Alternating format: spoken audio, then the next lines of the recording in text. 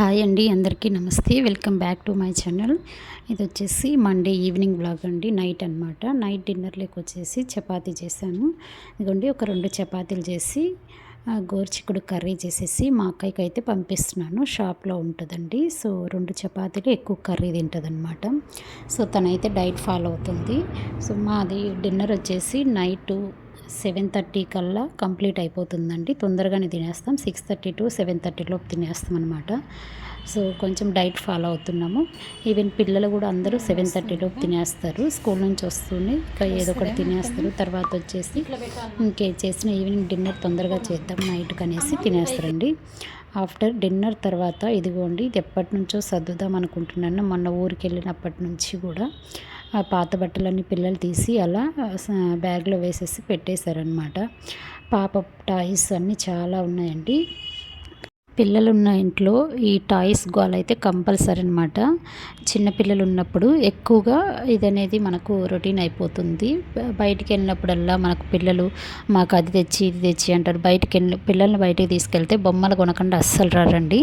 So even మా పాప అయితే చాలా బొమ్మలు కొన్నది. కొన్న వెమ్మటే ఇరగొడుతుంది. ఇంటికి తీసుకురాగానే ఇరగొడుతుంది.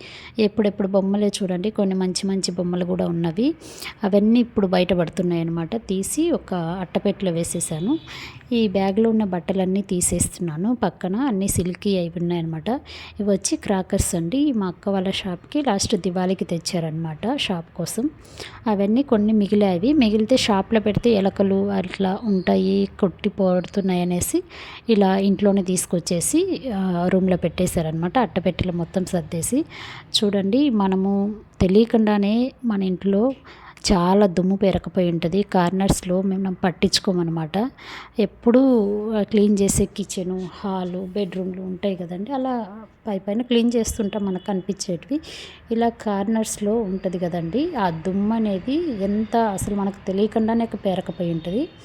అట్లీస్ట్ మనం 2 monthsకు అలా ఒక్కొక్కసారి పట్టించుకొని అలా క్లీన్ చేసుకుంటే మనకు కూడా రిఫ్రెష్గా ఉంటుందన్నమాట. సో నాకైతే కానీ నేను ఊరికి వెళ్ళినప్పుడు పిల్లలు అంతా ఇలా చేసి పెట్టేశారనమాట. నాకు ఎక్కడికి వెళ్ళినా కానీ నాకు ఇంటి గురించి దిగులుగా ఉంటుంది. అయ్యో, ఇల్లు ఎలా ఉందో ఏంటో, పిల్లలు కదా వాళ్ళు నీట్గా పెట్టుకోరేమో అనేసి. సో సర్దేటప్పుడు నేను ఇల్లు మా పిల్లలు కూడా హెల్ప్ చేస్తారనమాట. ఇలా అయితే మొత్తం ఆర్గనైజ్ చేసేసానండి. ఈ బెడ్రూమ్లో, మా అక్క వాళ్ళ బెడ్రూమ్ డోర్ మూల వచ్చేసి మొత్తం స్టోరేజ్ పెట్టేశారు. ఇదంతా క్లీన్ చేస్తున్నాను.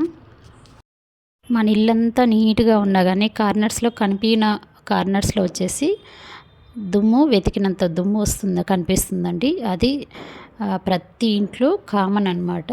మనం డైలీ వర్క్ చేసుకునే దగ్గర క్లీన్ చేసుకుంటూ ఉంటాము. సో ఇలా కార్నర్స్లో పెద్దగా పట్టించుకోవడం కదండి.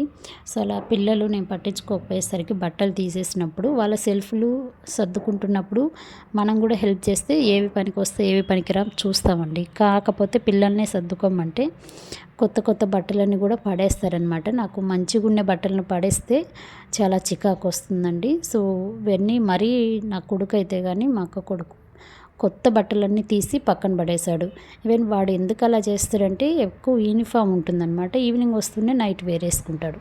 నైట్ వేర్ వేసుకుని డైలీ ఈరోజు వేసింది రేపు మళ్ళీ అది వాషింగ్ మిషన్లో వేస్తాం కదా, మళ్ళీ వచ్చి అదే వేసుకుంటాం. అలానే కొత్త బట్టలు వచ్చేసి పొట్టి అయిపోయాయండి.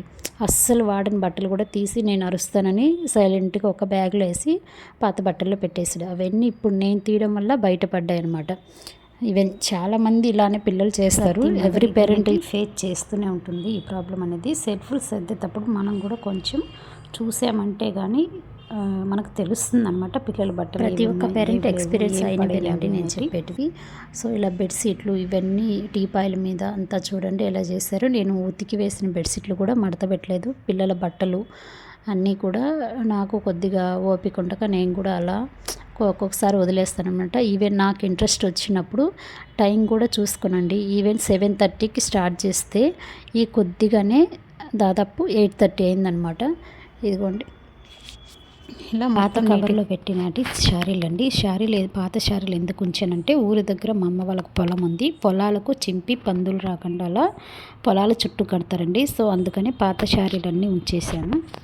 అప్పుడు ఊరికెళ్ళేటప్పుడు అవి కిచెన్లోకి అయితే వెళ్ళిపోయాను అనమాట. వాషింగ్ మిషన్లో బట్టలు వేసి ఉన్నాను. వీళ్ళు ఈ రూము అంతా క్లీన్ చేసుకుంటూ వాళ్ళ బట్టలు మడత పెట్టుకునే లోపు వచ్చేసి నేను వాషింగ్ మిషన్లో బట్టలన్నీ ఆరేస్తున్నానండి.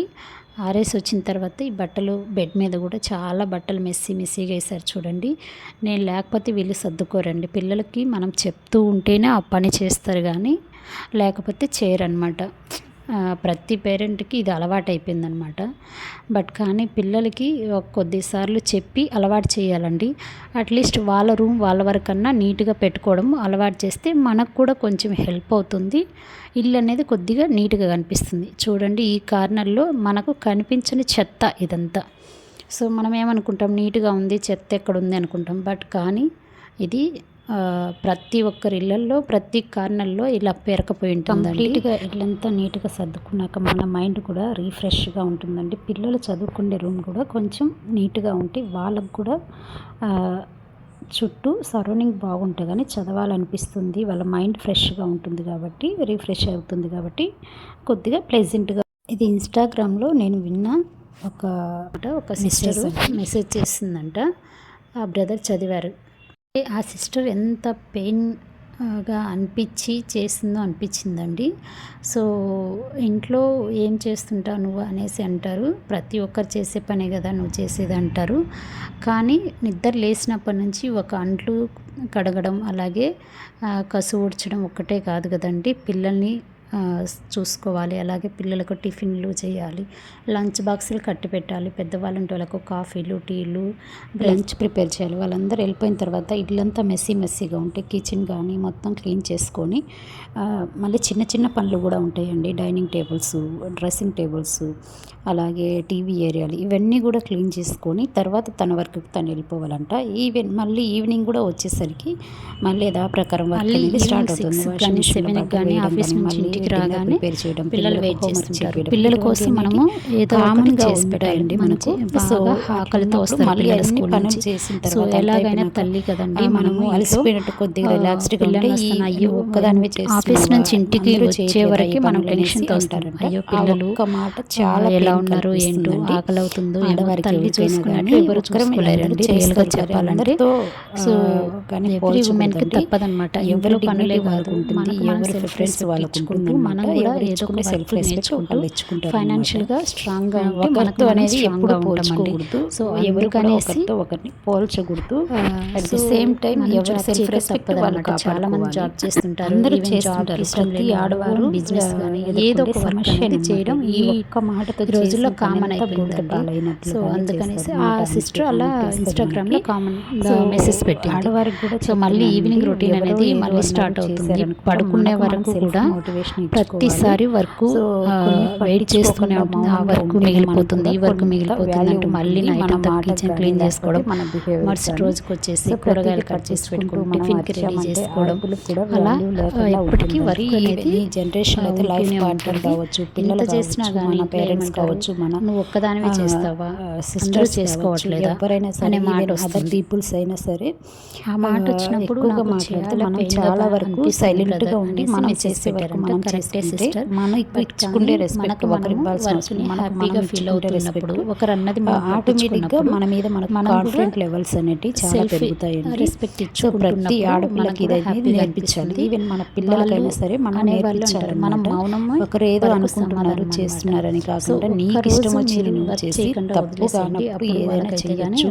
అనేసి మనం మన పిల్లలకు నేర్పించాలి. మనం కూడా హ్యాపీగా తీసుకుంటూ మనం చేసుకుంటే ఎంజాయ్ చేస్తూ పిల్లలు కూడా మనల్ని చూసి పెరుగుతారు. ఇంట్లో తల్లిదండ్రులు చూసి మన పిల్లలకి మనం చేసే ప్రతి పని పిల్లలు గమనించరు అనుకుంటారు. ప్రతి పిల్లలు గమనిస్తే ప్రతి ఇంట్లో పిల్లలు గమనిస్తారు. ఇప్పుడు చిన్న పిల్లలు కూడా ఇప్పుడు జనరేషన్ చాలా చేంజ్ అయినా కానీ మనము కొంచెం డిఫరెంట్గా చేస్తాం. ఎవరు ఏదో అనుకుంటారు చేశారు అని మనకు మనం దాన్నే పట్టించుకుంటూ ఉంటే మనకు హ్యాపీగా అనిపిస్తుంది. సెల్ఫ్ మోటివేషన్ లేకుండా, సెల్ఫ్ రెస్పెక్ట్ ఇచ్చుకోకుండా ఏదో ఆలోచించుకుంటూ పిచ్చి పిచ్చిగా ఉంటూ తినకుండా ఆలోచిస్తే కానీ హెల్త్ కూడా చాలా ఖరాబ్ అవుతుందండి. ఆడవారికి హార్మోన్ ప్రాబ్లమ్స్ కానీ హెల్త్ ఖరాబ్ అవ్వడానికి కానీ మెయిన్ రీజన్ వచ్చేసి ఓవర్ థింకింగ్ అనమాట. కానీ అలాగని ఆలోచించకుండా ఉండలేమండి. కొన్ని ఆలోచించేటివి ఉంటాయి. ఎంత ఆలోచించకూడదు, మైండ్ రిఫ్రెష్గా ఉంచుకోవాలన్నా కానీ ఆలోచనలు అనేటివి కంపల్సరీగా పురుగు వచ్చినట్టుగా వస్తాయి మైండ్లోకి. సో చెప్తున్నానే కానీ అందరికీ ఉంటాయి, నాకు ఉన్నాయి ప్రాబ్లమ్స్. ఎవ్వరికీ లేకుండా అయితే ఉండమండి, మనం మనుషులం. సో ప్రతి ఒక్కరికి ఉంటాయన్నమాట. దాన్ని డామినేట్ చేస్తూ మనం కూడా మనకంటూ కొంచెం వాల్యుబుల్ టైం మనకు కూడా ఇచ్చుకోవాలండి. ఇచ్చుకుంటూ కొద్దిగా మనకు కూడా సెల్ఫ్ రెస్పెక్ట్ ఇచ్చుకుంటూ మనం నీట్గా రెడీ అవ్వడము, మన వర్క్ ఉంటే మనం హ్యాపీగా చేసుకోవడం, రొటీన్ వర్క్ అయినా సరే హ్యాపీగా చేసుకుంటూ ఉంటే వర్క్ మీద కాన్సన్ట్రేషన్ చేస్తే కానీ మనకు రిఫ్రెష్ అనేది వస్తుంది. మనకు మనం మోటివ్ అవుతాం అనమాట. హ్యాపీ చేసే పనిని కూడా హ్యాపీగా చేసుకున్నప్పుడు చాలా టైం పాస్ అవుతుంది. హ్యాపీగా ఏదైనా మంచి మంచి మ్యూజిక్ వింటూ చేస్తూ ఉంటే కొద్దిగా మైండ్లోకి ఏ ఆలోచన రాకుండా కొద్దిగా హ్యాపీగా ఉండడానికి మనం ట్రై చేస్తామన్నమాట.